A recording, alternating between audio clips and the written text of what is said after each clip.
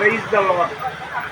ఈరోజు నవంబర్ 24వ తారీఖు ఆదివారం 2024 సంవత్సరం సాయంత్రం 6:30-7 గంటల ప్రాంతం.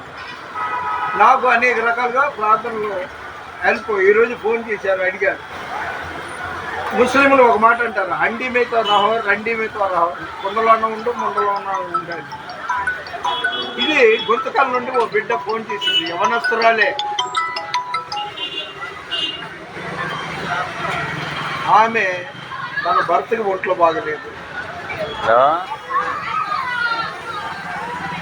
తన పిల్లలకి ఒంట్లో బాగలేదు, వాళ్ళ చదువులు ఇబ్బంది అయిపోతుంది. అంటే నేను అన్నాను,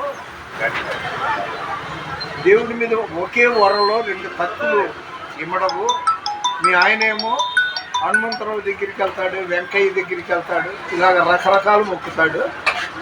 నేను ఎవరికైనా చెప్తే ఒకటే చెప్తాను, నువ్వు బైబిల్ని నమ్ముకో, లేదా ఖురాన్ షరీఫ్ని నమ్ముకో, లేదా నువ్వు దేవుళ్ళ దేవతల్ని నమ్ముకో, అంతేగాని 3 బుద్ధులు 6 గుణాలుగా ఉండొద్దు అని. ఆమె ప్రార్థన, బైబిల్ నాలెడ్జ్ ఉంది, డిగ్రీ చదువుతుంది. ఇది గుంతకల్లో జరిగిన సంఘటన.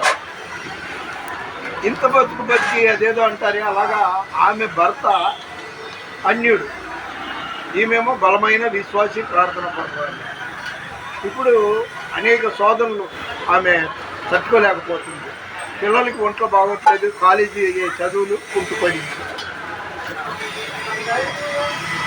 కాలేజీ చదువులు అంటే ఆటంకాలు కలుగుతుంది. భర్తకేమో చాలా ఇబ్బందికరమైన పరిస్థితి అనుభవిస్తున్నాడు. అందుకే చెప్తున్నాను, నువ్వు వాళ్ళనైనా మొక్కు, లేకపోతే నీ దేవుడు ఏమన్నాడు యెషయా గ్రంథంలో, భయపడకము నేను నీకు తోడై ఉన్నాను, దిగులు పడకము నేను నీకు సహాయం చేస్తానన్నాడు. అదేవిధంగా రోమా 12:12లో ఏమన్నాడు, శ్రమయందు ఓర్పుతో పట్టుదల కలిగి ప్రార్థన చేయమన్నాడు. నీకు ఆ నమ్మకం పెట్టుకోవాలి. ప్రతి మనిషికి ఏవో సమస్యలు ఉంటుంది, మనిషికి సమస్యలు కాకుండా మానుకుంటాయా? అందుకని నేను చెప్పడంతో చెప్పాను, మీకోసం ప్రార్థన చేస్తున్నాను, మీరు కూడా ప్రార్థన చేసుకోవాలి, నమ్మకం ఉంచుకోవాలి అని. నీ భర్త మారాలంటే ఒకే ఇంటిలో ఒకళ్ళేమో ముక్కోటిని మొక్కుతున్నారు, ఒకళ్ళేమో ఒకే దేవుడిని మొక్కుతున్నారు, అది సెట్ అవ్వదు. ఇబ్లీష్ అని ఒకడు ఉన్నాడు, వాడు ఏం చేస్తాడంటే గలిబిలి చేసేస్తాడు, ఇది మొక్కొద్దు అది మొక్కొద్దు. కాబట్టి యేసునే నమ్ముకో, యేసే నీకు మార్గము సత్యము జీవము. రోమా 12:12 చదువుకో, యెషయా 41:10-13 చదువుకో. నీకు ఖచ్చితంగా దేవుడు నీకు తోడుగా ఉన్నాడు.